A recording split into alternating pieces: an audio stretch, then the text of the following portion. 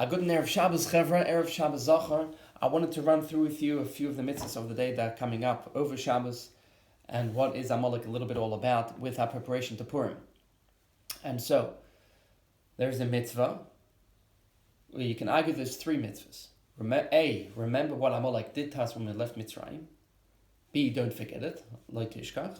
And third of all, there's a mitzvah to wipe out Amalek. Now we already know since Erev came around at the end of the first Beis HaMikdash, called the Parish Meruba Parish, so we no longer know who Amalek is, and that's no longer practical. However, remembering what Amalek did to us, and that we shouldn't forget what they did for us, meaning a mitzvah's essay and a mitzvah's lois, say that's still relevant today, and so therefore there's a mitzvah on everyone, even the women, because it's their mitzvah as well. It's not a mitzvah such as my grandma, they always need to remember. It's Zachor es asher asa lecha Amalek, always remembering that which Amalek did for us. And therefore, we all come to Shul Erev Purim, because even though that's when Haman got defeated, so you might argue that that's maybe the time when we should lane, but the truth is, the mitzvah of remembering what Amalek did to us is a constant mitzvah, arguably. If not constant, it's a daily mitzvah. So we put it close to Purim, but we don't do it on Purim, we do the Shabbos before Purim, because the truth is the mitzvah of remembering what Amalek did to us and the mitzvah to wipe them out existed before Purim. And therefore, everyone, the men and the women, and obviously the children as well, should be coming to Shul to hear Parashat Zachor from the Sefer Torah. We're going to hear the Sefer Torah, and the Chasam Sofer says, since everyone has a chiyuv to read it from the Sefer Torah, the truth is everyone is mechuyev in a berachas Torah, and therefore the person that gets the aliyah should have in mind also to be moitzi everyone, not just the Baal Korah. And I'm sure it'll be a great scene, and we will love to see everyone over there. So please remember, we're going to have in mind to be yotza to remember the mitzvah, not forgetting what Amalek did to us. Now, what did Amalek do? If you look at the psukim very carefully, it says Shabbos baderech vayzanev v'chokol anechshalim achrecha Hashem. The Amalekim, they came along the way, and they made us cold. What's Asher Korcha? Look at the Rashi over there. We have three pshatim. He made us cold. Meloshen Keri, they made us impure. So look at this fascinating medrash. You have opened a medrash in Shir Hashirim. On the second pasuk in Shir Hashirim, Yishakeni min Yishikos Piu, Kitoivim Dadechon Yoin Hashem, Yishakeni min Yishikos Piu, give us a kiss. So listen to this amazing medrash. Rab Nechemia Amar, B'shar sheshomu Yisrael lo yeh lecha, this is the second commandment, right? Anochi Hashem Elokecha lo yeh lecha, ne'ekar melibam yetzahara.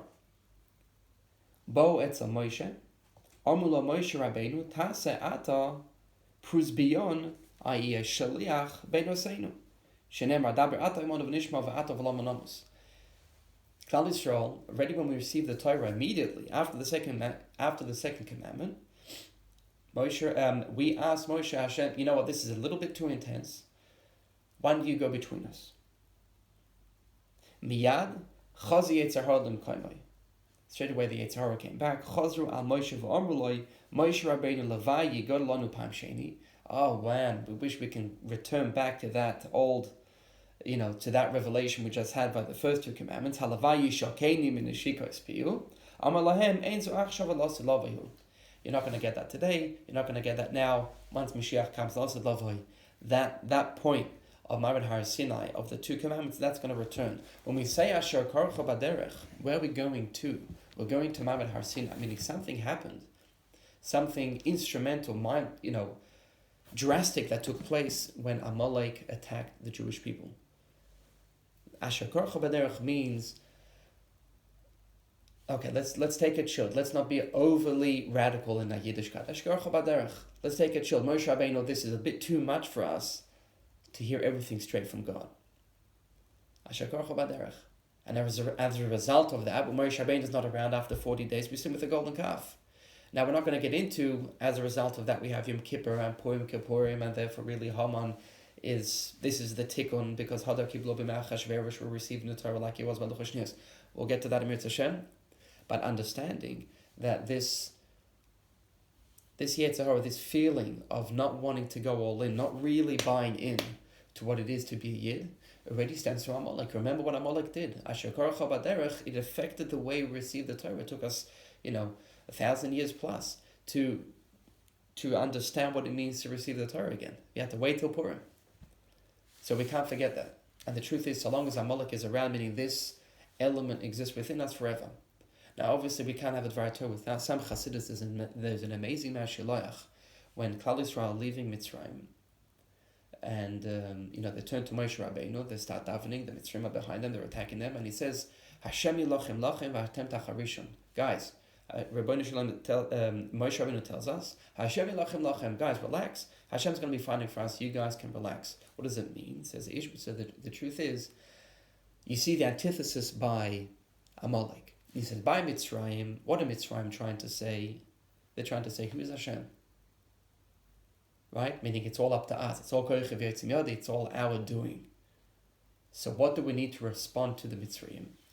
We need to tell them, Mamish, everything's b'dei Shemayim. Not only are we not going to fight you, we're not even going to do the ishtadlus of davening for you. Hashem yilochem lachem v'atem tacharishon, don't even daven. With Amalek, we see the exact opposite. Not only does Moshe Rabbeinu lift his hands up to Shemayim and he starts davening, we also need to fight. Okay, why is that? Okay, the Ishbitz takes a different direction. He says that really the flip side of everything is up to you is mamash everything's b'dei Shemayim. So the truth is, it makes no difference what I do, because it was all planned. So whether I do a mitzvah or whether I do an aveira, it's all b'dei Shemayim anyway. So what does it make a difference? So to that we say, no, we need to fight. We need to do. The reaction to fighting this Asher Korcha B'derech, the fighting of Amalek, is doing. Is davening more, doing mitzvahs more, fighting for who we are. Anyway, a great good Shabbos, and we'll talk a lot more before Purim, Hashem.